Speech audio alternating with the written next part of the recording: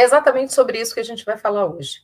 E eu, para dar uma introdução, para vocês entenderem um pouquinho, estava vendo um vídeo muito interessante de uma psicóloga junguiana falando sobre a importância da ancestralidade no processo de individuação, que é um trabalho lindo desenvolvido por Jung, inclusive eu falo da individuação no curso de expansão consciencial, que diz exatamente assim: conhecendo ou não, todos nós temos ou tivemos 4 avós, 8 bisavós, 16 tataravós, e a coisa vai crescendo. Tá? E daí para trás, há 20 gerações, o número alcança a espantosa soma de 1.048.000 pessoas, tá? E 1.048.476 pessoas, desculpa. O exato é esse. Das quais nada sabemos e a quem devemos a nossa existência e a nossa herança genética. E que, por sua vez, devem a sua herança genética a outros casais até o princípio dos tempos da humanidade da Terra. Olha isso, né? É pequenininho esse número. E certamente todas essas pessoas que nos antecederam, e a gente vai falar aí de 16 gerações, tá? Viveram em média entre os anos 1480 e 1580. E houve uma gama das mais diferentes personalidades e possibilidades. Aí a gente coloca aí na nossa linhagem ancestral comerciante, artesão, mãe de família, atriz, bailarina, freira, puta, bajulador, ladrão, religioso, herói, assassino, bruxa, feiticeira, alquimista. Vai tudo, tá? Não adianta dizer que foi Costureira, só cozinheira. Cleópatra. Não, todo Médicos, mundo enfermeiros. Né? Síndrome de Cleópatra, não, a gente tem de tudo. Por favor. Tá? E a memória de toda essa quantidade de gente que sofreu, ficou feliz, errou, acertou, enlouqueceu, teve doença, estava saudável, amou, odiou, foi queimada, não foi, sabe? Tudo isso é resultado de vários encontros, né, nessa historinha do nosso universo, do nosso multiverso, né, e que hoje nós aqui, que estamos aqui, carregamos um pouco dessa história no nosso DNA. São os imprintings. Eles estão ali mais do que nunca. E aí eu gosto de jogar aquela pimentinha, porque como a gente falou que a gente está na limpeza de porão, tem uma frase que o Jung se inspira no Goethe, que é a seguinte: pontinho, pontinho, pontinho, reticências, enfim, eis um homem que leva o diabo a sério. O que ele quis dizer com isso? Ele fala exatamente do resgate do que a gente chama de mago negro. O resgate da tua sombra, daquilo que te assombra, daquilo que nós temos que a gente não quer, nem a gente quer enxergar. Né? E também isso é falado muito, eu puxo isso no curso, que é, olha no espelho, se coloca num lugar entre 4 paredes e pergunta quem você é. O que você está fazendo? Tá? É muito difícil a gente fazer esse papel de inquisidores de nós mesmos, de trazer isso à tona, de trazer o nosso mago negro, o nosso lado sombrio. Mas, gente, vamos lá, esse lado sombrio faz parte da gente, porque senão hoje a gente não estava aqui. Como diz a Anne no início, alecrim dourado, não. Tá? Tiririca do brejo, sim. Então, vamos aceitar. Quero ser alecrim dourado. Eu também, né? Com auréola. Mas assim. É brilho. Né, amiga? Fala um pouquinho dessa parte que é gostosa, né? A gente gosta de pegar e dar chinelada do. Manda aí. A gente tende a ter uma visão um tanto quanto romântica e heróica da gente mesmo, né? A gente gosta de olhar os triunfos e não gosta de olhar o momento que a gente pisa nos dedos alheios, né? A gente reclama de cada trupicada que a gente leva, mas a gente não gosta de olhar os empurrões que a gente dá. Então, assim, só que quem está controlando essa bagaça aqui, quem nos botou no meio desse tabuleiro doido, conhece isso, sabe isso. Lembra que quando a gente estreia nessa fase do jogo aqui, a nossa memória foi apagada. Só que os caras do outro lado, eles sabem quem você foi. E você não está lembrando ainda. É bem divertido. Então, eles sabem puxar as nossas cordinhas, tá?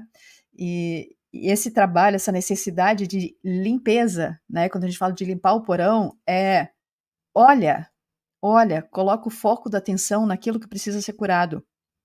Não é por acaso que quase todas as terapias que têm sido trazidas, especialmente nos últimos 30 anos, e agora cada vez mais acentuadamente, a quantidade de terapias que têm sido trazidas, muitas inclusive canalizadas pelos nossos próprios irmãos estelares, né, como terapias quânticas, terapias energéticas, enfim, o que elas visam limpar? Elas trabalham muita coisa de formas diferentes, mas no fundo, é curar a sombra, curar a criança interior e curar a ancestralidade, tá?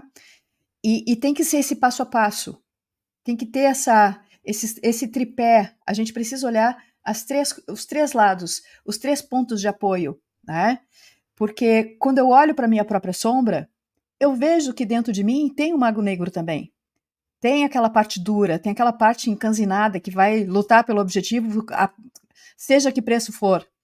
Tem aquele que não vai dar outra face. Mas também tem aquele que dá outra face. Também tem aquele que se compadece. Também tem aquele que é altruísta. E a gente precisa chegar no equilíbrio entre esses dois extremos.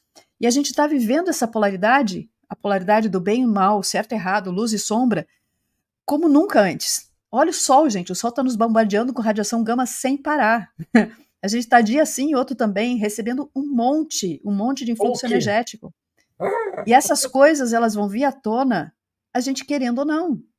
Então, o conselho de amiga é, olha e faz o teu trabalho, porque é melhor a gente olhar quando a gente procura do que quando isso é jogado na nossa cara como uma forma de negociação, uma forma de ameaça, uma forma de exposição.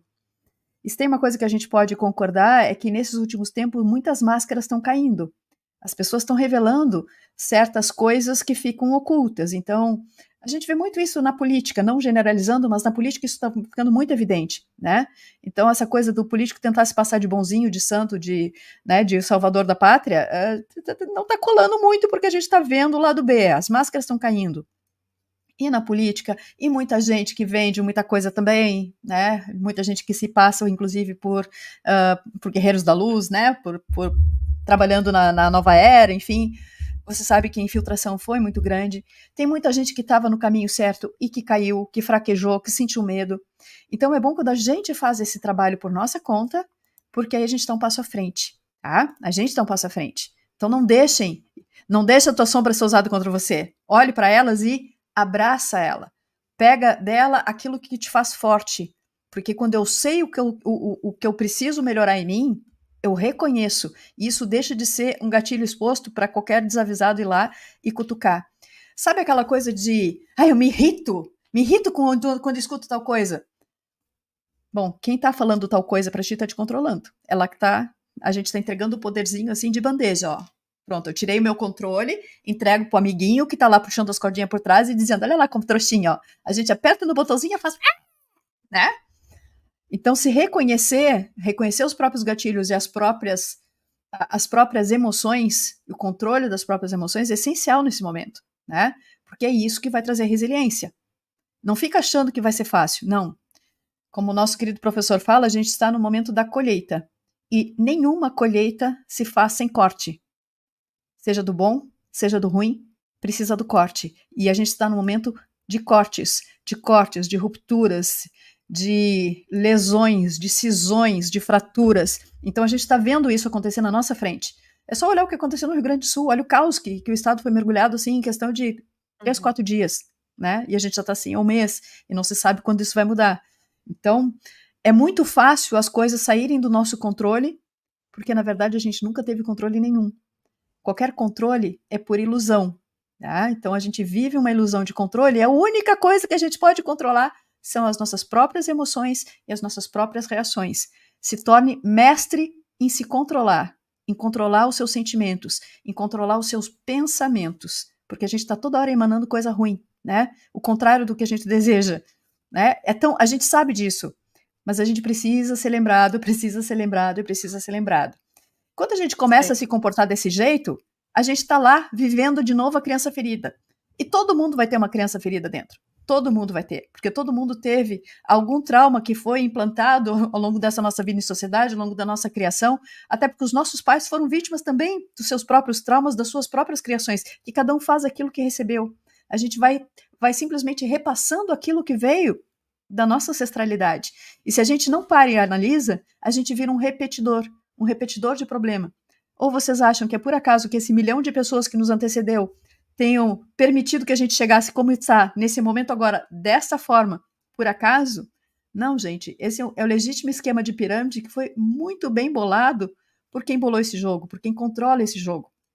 Então, a ovelha negra da família precisa curar a família. E aí a gente vai falar um pouquinho mais na ancestralidade. Eu vou passar a palavra para a Dini de novo, senão eu vou engatar a primeira. Vamos deixar ela falar um pouquinho. Então, eu vou puxar o gancho, que é o seguinte: quando a gente fala desse trabalho, e a Anne está falando sobre essa questão do enfrentamento, sobre a questão da gente conseguir trabalhar a criança, eu ia falar interior, a criança interior, eu vou entrar na vitimização. É muito fácil nós entrarmos nesse jogo, principalmente através da vitimização, de nós nos fazermos vítimas das situações, de nós culparmos o outro, de não tomarmos a responsabilidade para nós mesmos daquilo que nós precisamos melhorar em nós. Porque, principalmente, esse trabalho de limpeza também exige com que você entenda que você não vai mudar o outro. O outro muda a si próprio. O outro muda, porque quando a gente quer ser salvador, e eu falo de cadeira, tá? Quando a gente quer ser salvador, a gente também se ferra, porque a gente não é salvador de ninguém. Quem se salva é você mesmo. Nós podemos ajudar e também quando a pessoa pede ajuda. Você não pode, de jeito nenhum, querer dar a mão a quem não quer. Você não pode ir lá e socorrer uma pessoa. Como é que o salva-vidas faz com quem está se afogando? Às vezes ele precisa dar um soco para ele não se afogar junto. Precisa desmaiar a pessoa, né? Isso é técnica de salvamento. Sim. Então, é muito isso. Nós precisamos entender que cada um tem o seu papel distinto dentro dessa evolução. E isso também diz respeito à nossa ancestralidade. Quando a gente trabalha com constelação, quando nós vamos constelar, o nosso trabalho ali é abrir o campo para que todos os encarnados e desencarnados consigam trabalhar individualmente. Esse é o processo da individuação do Jung, com que eles consigam enxergar. Literalmente, você pegar a esteira da malinha que chegou de viagem e dar a malinha de cada um. Toma que é sua. Sai que é sua, Tafarel. A bola é tua. Tá com você. E é você que precisa trabalhar. Agora, é muito fácil eu chegar aqui e fazer assim: Anne, você não fez a thumb. Não fiz. E daí? Eu também não fiz. Ou eu fiz em cima da hora. Vai ser thumb. E tá tudo bem. Sabe? A gente não vai brigar nunca por causa disso. Sabe? Porque assim, eu vou entender o motivo dela, ela vai entender o meu e tá tudo certo. E se não fez, a gente assume. Isso também é um trabalho que a gente precisa fazer. Tá? E também é de cadeira. Falo isso de cadeira, a Anne fala de cadeira, porque nós temos os nossos erros. Nós temos tudo aquilo que a gente precisa aprimorar dentro de nós para fazer esse trabalho de puxar a ancestralidade, de puxar tudo aquilo que também está marcado. Quando a gente fala do DNA espiritual, e hoje tem se falado muito sobre isso, sobre essa questão de todos esses imprintings que a gente traz, isso fica muito no nosso campo, reverbera muito no nosso campo, E é um trabalho muito importante de nós fazermos, é de liberar isso tudo. Porque faz parte da nossa história, às vezes de nós mesmos, porque nós fomos os nossos ancestrais, muitas vezes. Isso é muito louco, né? Mas sim, nós fomos. Aquele que a gente fala assim, e o meu tataravô pode ter sido você mesmo, sabe? E você está voltando ali. Então, é onde você resgata, é onde você tem a oportunidade de refazer, aprender, se aprimorar e seguir em frente. Só que hoje, o momento em que nós nos encontramos é um momento que não dá mais tempo de ler toda a enciclopédia Abril. Tá? A coisa tem que ser rápida. A gente precisa... Entregou a idade bonita agora, amiga. No tempo da enciclopédia ainda...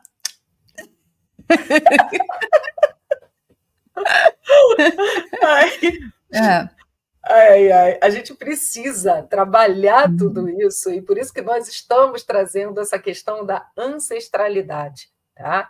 E vamos falar um pouquinho, e a gente vai polemizar mais, tá? Vamos falar um pouquinho dessa questão de quando a gente entra na ancestralidade e a gente também tem o hábito de colocar a culpa na ancestralidade. De virar e dizer assim, mas isso foi porque minha avó... Ou também é muito fácil falar assim, porque minha mãe não cuidou de mim. Porque o meu pai foi ausente. Porque a minha tia fazia não sei o quê, não sei o quê, não sei o quê. Porque o meu primo, porque a Mariazinha, o Joãozinho... O que você fez com o que fizeram de você? O que você fez com o que fizeram de você? E essa pergunta tem que martelar na sua cabeça o tempo todo. Porque é bem isso. Você tem a oportunidade de alterar isso. Você tem a oportunidade de fazer diferente. Você tem a oportunidade de cortar esse fio, de acabar com esse comportamento. Vai lá. São processos muito loucos, gente. E aí a Dini está falando, e para mim a imagem que me vem na mente é uma imagem de uma grande dança. É uma dança, a gente está se deslocando para um salão e os pares vão se formando e os vários casais que estão dançando vão se integrando e é tudo um baile, né? E essa imagem dessa dança, dessa aproximação, ela não é casual, ela não é aleatória, né? E quando a gente pensa em ancestralidade, tem o componente espiritual, né, do DNA espiritual que a Dini está falando, e muitas vezes a gente tem ligações com famílias terrenas aqui, com pessoas da família física, família próxima, que a gente acha assim que, meu Deus, é uma família, aquela coisa, aquele vínculo que vira um peso, uma obrigação daquele vínculo familiar, e talvez não tenha uma relação espiritual, tenha sido um encaixe ali, né, um encaixe para atender uma necessidade daquele nacional que a gente diz que escolhe, mas escolhe com uma limitação de consciência, né? A gente é compelido a desenhar um projeto se achando muito bom, né? Dentro desse esquema todo que a gente já tinha falado, né? A gente fica achando que é o último alecrim dourado do campo, a última bolachinha do pacote, e faz um projeto encarnacional que, na verdade, só se ferra, tá? E a gente aprendeu que isso é bom, né? A gente aprendeu que isso é bom, né? Que a gente veio para cá para sofrer. Isso também faz parte do culto da ancestralidade. Também faz parte do código de crenças que foi embutido na gente e vai sendo passado de geração em geração, de geração em geração. E isso está embutido não só naquilo que a gente ouviu, naquilo que a gente se acostumou a vivenciar na lida do dia a dia com a família, mas isso está impresso no nosso código genético, né? No código genético do corpo físico, do avatar que a gente assume e que a gente se identifica tanto que a gente já não sabe mais quem é o eu sou e quem é o espírito, o personagem dessa versão. E a gente mistura as duas coisas e acaba que a parte de baixo, a parte menos energética, a parte mais limitada, ela controla o resto. Então é o avatar com toda uma carga genética que tem lá a sua programação embutida, acaba controlando e sufocando e limitando o eu sou, né? E isso é muito doido, porque a gente deixa o personagem controlar o jogador, né? Quando pensando assim, vamos usar a imagem do videogame, tá? Então a gente identifica tanto com o personagemzinho que está lá passando na tela, que eu estou controlando com o joystick, que a gente acaba esquecendo que, na verdade, o eu sou eu que estou do lado de fora, eu que tenho a consciência ampliada e que tenho uma visão muito maior do que o que está passando na tela, e que é uma coisa, um jogo pré-programado, né, com um joguinho de cartas marcadas, de opções limitadas. Mas a gente esqueceu totalmente disso. E o corpo físico tem um peso muito grande nisso, que está embutido no nosso código genético.